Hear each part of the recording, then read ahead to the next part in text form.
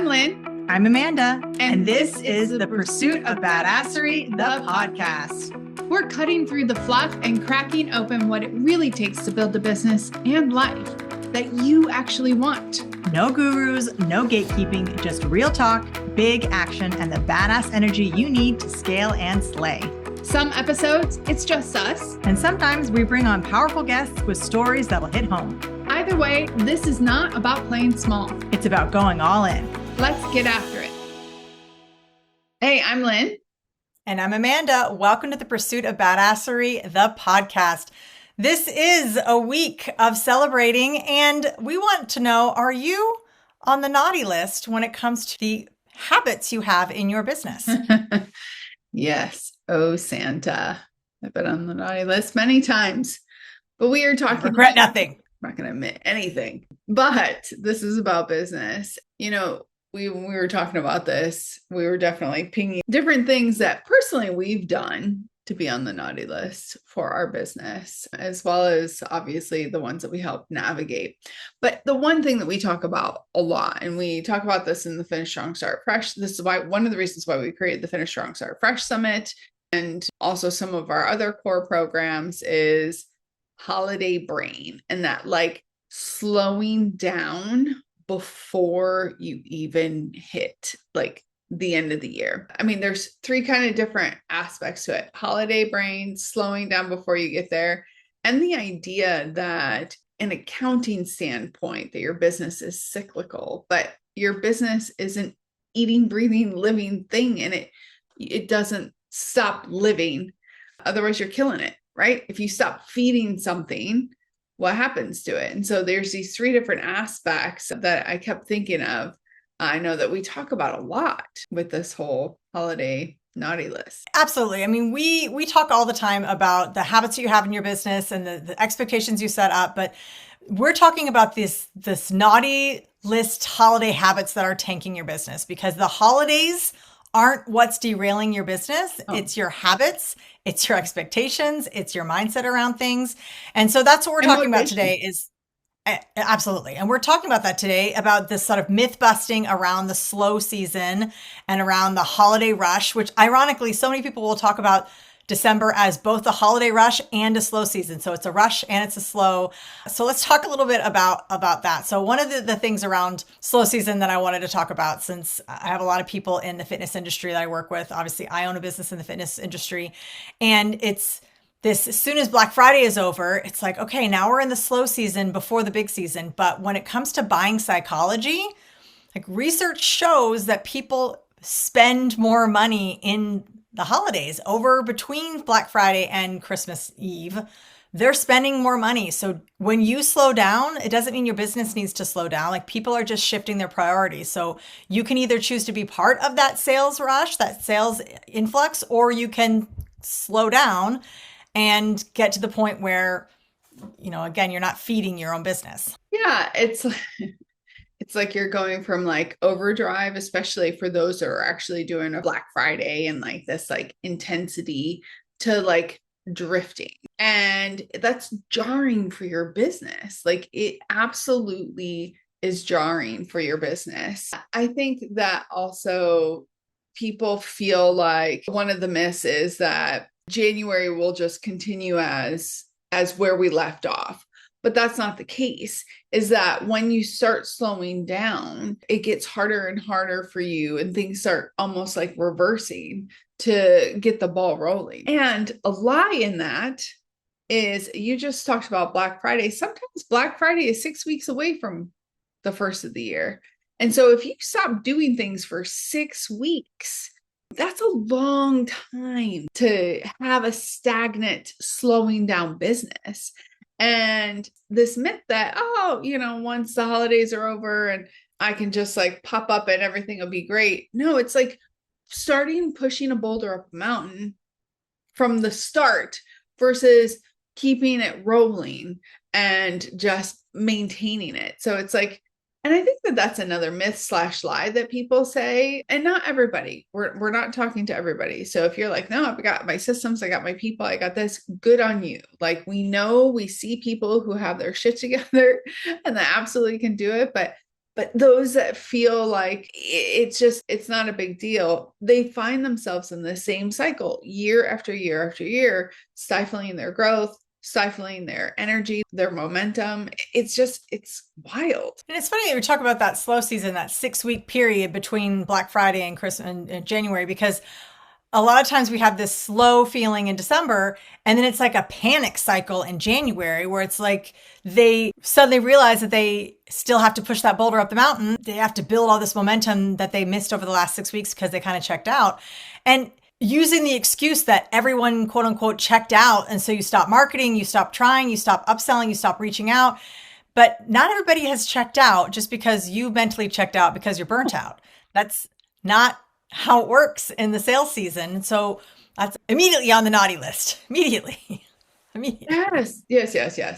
It's like the illusion that people have that they'll catch up later, or they'll it'll be okay. And listen, we are advocates for taking a break. We are not saying don't take a break. We've talked about that in past, even our holiday podcast. That's not what we're saying, but dang, your energy, the whole catching up later, it's kind of interesting because your energy doesn't magically reset on January 1st. The habits that you have and the new habit that you actually, and it might have been an old habit that you've recreated or kind of like fed, we'll say, by checking out for 6 weeks. You have to reverse some of those habits because you need 30 days of doing something to create a habit.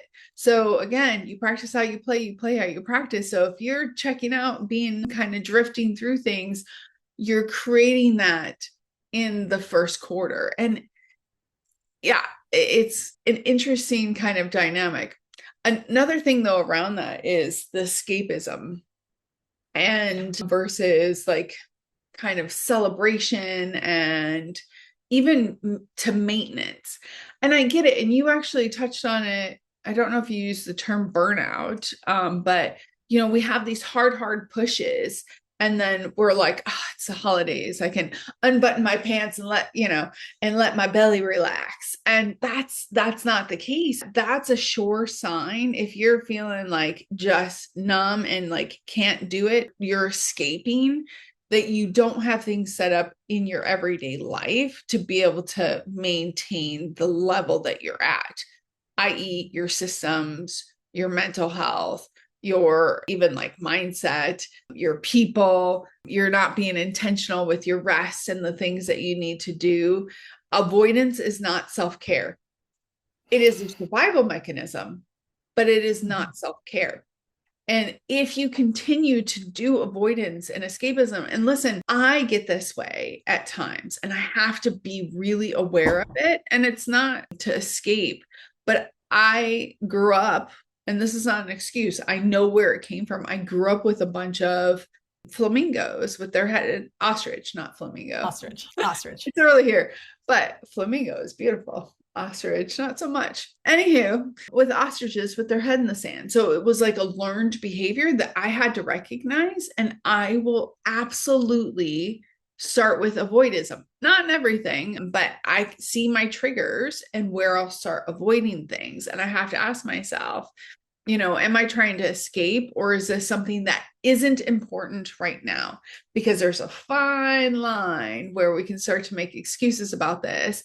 And again, it's okay to slow down, but if you find yourself in escapism or avoidism or avoidance, there's something broken or wrong in your everyday kind of stuff that you're not feeding yourself and nurturing yourself. And avoidance comes up in a lot of different ways in your business. This could be like we mentioned earlier, like checking out because like everyone's checked out, so we're going to stop marketing, or it's pausing your content until January because nobody's watching, or ignoring warm leads because it'll be better if I reach back to them after the holidays. I mean, there's a lot of terms that we use to avoid doing the work, and we blame the holidays. Like it's like our little scapegoat. Like, oh, I'm just going to go, I can't possibly return their call now because it's 2 days before Christmas and they're not going to answer. Like, no, you're assuming and you're like putting that onto them when really it's you are avoiding doing the thing. Mm-hmm. So it comes up in a lot of ways. I agree. Straight to the naughty list. Ooh. Another thing that I think will put most business owners on the naughty list, is discount addiction. I Ooh. think this time of year, I don't think I know. This time of year, if one more client tells me, what about this sale? I could do this. I put this on sale. Like, if you're just feeding the sales because you feel like you need to have a sale because everybody else is having a sale, that is not a strategy. That is chaos, because in order to have an effective sale, you need to plan it. You need to think about it. And like, I'm not saying you can't sell things. Like if you slash all your prices to 75% off, like, yeah, you'll sell some stuff, but is that going to get you the results that you need other than instant cash flow? Is it going to get you where you need to go? Is it going to actually match up in revenue and the gross costs of goods and so forth? So when you're thinking about this time of year, I see a lot of people, small business owners, slashing prices left and right with no strategy behind it because it's the time you're supposed to sell. But not everybody wants to sell. A lot of your existing clients don't really need a discount. They need something that's more convenient or faster or is going to solve a specific solution. So they might need an upsell. They don't need a discount. You need to upsell them on what they're already buying. So there's lots of things that you can be doing besides discounting, but this like need to constantly discount, where if I don't have a discount, Walmart has a discount. Well, you're not Walmart. Okay. So you don't need to discount and have slashing rollback prices every second day because of the holidays. That's not what you need to do. You need to strategize around it, particularly if you're a small business, because you can actually sell out your own business, tank your own business in improper, unstrategic sales. Yeah, that panic discount is crazy. Which leads into my next is the people pleasing during the holidays, the naughty list. And this isn't just client facing, this is also our strategic alliances and everybody around us that we Employees. do this. What? Your employees. Oh, Contractors. absolutely. And so there's a couple different aspects about this. People tend to blur their boundaries during the holiday season, overcompensating for different things. A lot of times, if they're checking out, like in the drive of their business, they become a lot more reactive during this time. So their boundaries kind of loosen. And then they have to take January and kind of make up for those boundaries and reprogram people.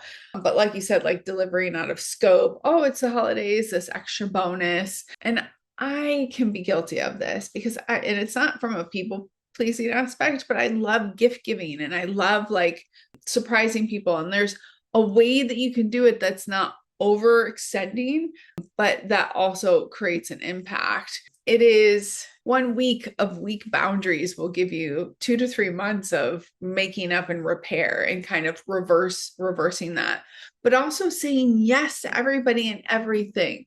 So a lot of times during the holidays, there's all these holiday parties and the energy of like being out there in the social aspect and just saying yes to everything.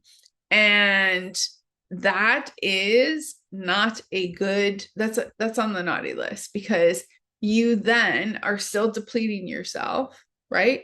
You are stretching if you have employees, you could be stretching your employees thinner because they have to make up for the yeses that you're saying. Or if you are saying yes to extracurricular and like outings and stuff, then you are maybe not spending that time in your business and you're doing it with the wrong intention as well. Because it's holiday, you're not necessarily having the relationship building aspect, or what's the bigger picture of this. It could be with clients, it could be with friends, it could be with family.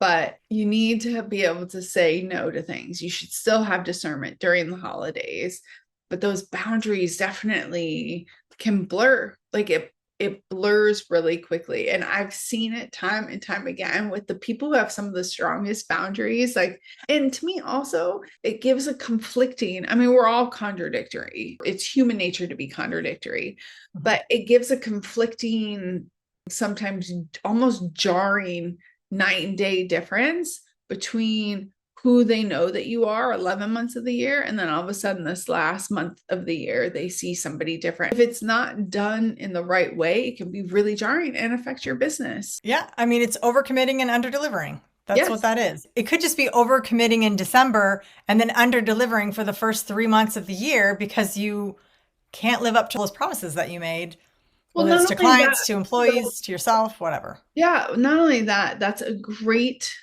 term for it, but it's also, again, you're showing people something different. For example, so let's say you're saying yes, yes, yes, yes, yes to all of these gatherings and all of these things in December.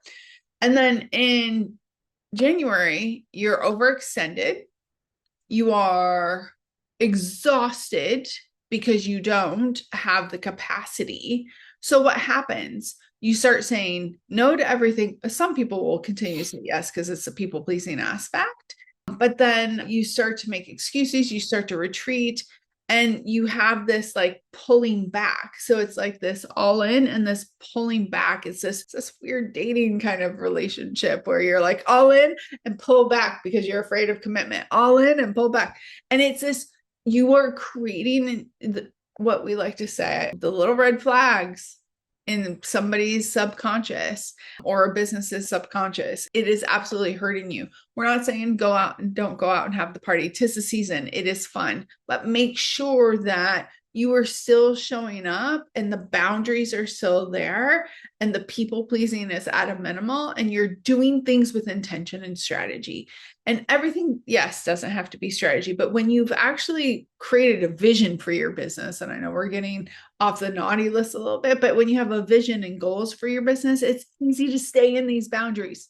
It's easy to stay in this direction. But yeah, watch your boundaries and watch that people please it. And I do want to give a 3 or 4 things that will put you on the nice list. So if you're already on the naughty list, if these are the things you are already doing, if you're already checking out, overcommitting, discounting left and right, here are a couple things that you can do to put you back on the nice list. We still have a few days to Christmas. Let's put you on the nice list. So number one, in no particular order, think about retention campaigns. Like, what are the retention campaigns that you can have now? If you had Black Friday and you brought in a bunch of new customers, great. So let's talk about retention. Like, what are run some retention campaigns for the people you already have or the people you got new in Black Friday specials and see how you can transition them into long-term clients, because we all know it's much easier and faster and cheaper to upsell and keep an existing client than it is to bring in a new one. Pre-sell your Q1 offers. If you have a Q1 offer, you've already have it, you've been like waiting on it, pre-sell it. There's something that says you have to wait until January 3rd to start selling a January or February offer. If you have it, go ahead and start pre-selling it. If you want to do a discount on that or like a special pre-release, whatever, that's something you can put you on the nice list.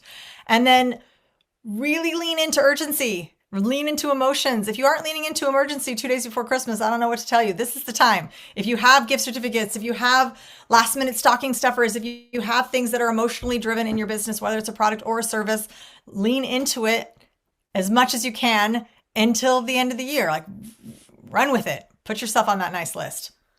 Yeah, a couple others that I would add is, if December is a slower month for you, because some businesses it is. If December, then work on your SOPs and like the things in your business. Systems create freedom. Structure creates freedom. And so can you clean it up a little bit? Can you look behind the scenes and be able to do a little bit of strengthening in that? Communication is huge, but communication with strategy is really important. Let people know that you're seeing, and guess what, guys? Not everybody celebrates Christmas. I hate to tell you, but not everybody celebrates Christmas. Making sure that you're communicating, but also using the proper communication for your audience is really, really important. So building out you talked about the retention and the different things as well, but creating a great communication around, including with your employees, but upping that communication.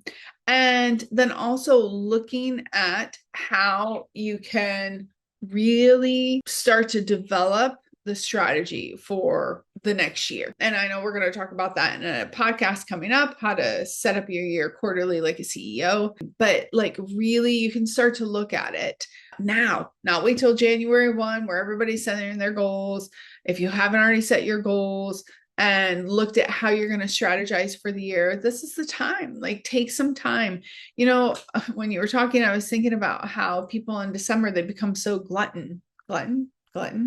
what's the Glutton. yeah, where they're just like shoving their face and they're like, especially you in the fitness world, like I'll just work out January 1. And then we're going to talk about that too in a podcast coming up. But they, when you just like are completely like bringing everything in, like you're not going to feel your best. So where can you clean up the mess? Where can you switch your mindset to say, this is like a continuation of, actually, I was just coming back from a weekend trip away and we ate so much Thai food, and Thai food does not like me. I love Thai food, but Thai food does not like me. And instead of waiting until, because I have a trip coming up in 2 days, I have another trip a day after that. As soon as I get back, I'm going on a juice cleanse. I'm like taking care of my body now. I'm not waiting. I'm in the moment and taking care of it now. And I know we switched to more fitness, but don't wait in your business. Take care of it now. What can you take care of now in the systems, in the processes, in the strategy that you have? Because if it is a little bit of a slow, or if you can't create the space to be able to do it, it helps you get on the nice list for the next year, because then you're not playing catch up.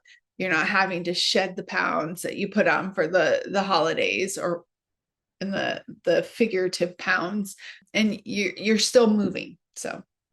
And think of it, if you have a slow month in December and you also happen to have a busy month in January, most years, of depending on your industry, January might be a hugely busy month. What always bogs you down in January when you're so busy? What can you do now so that you're not freaked out in January? So thinking ahead, a slow month, and we've talked about this in a previous episode, that you need those peaks and valleys. So if you're having a slow month in December, that's a good thing. Maybe your business needs that. Maybe this is a time to reset and really think about how you can set yourself up for success at that next peak that you have. So again, maybe this is a super busy season for you. Maybe it isn't, but either way, you can be strategic in how you approach it and how you enter the new year. Get yourself on the nice list, not the naughty list. Nobody wants to be on the naughty list when it comes to making these terrible business habits. Well, naughty list for business. Yeah, I'd rather stay off. But I will add one last thing just to remember, is that rest is a strategy as well. So with all this being said, we're not saying don't rest. We're not saying don't take the holidays, even if you don't celebrate Christmas, to be able to reflect and relax. And we're huge about reflection. I mean, it feels like the story of my life. Like internally, I'm always questioning things. And rest is a strategy. Avoidance is not.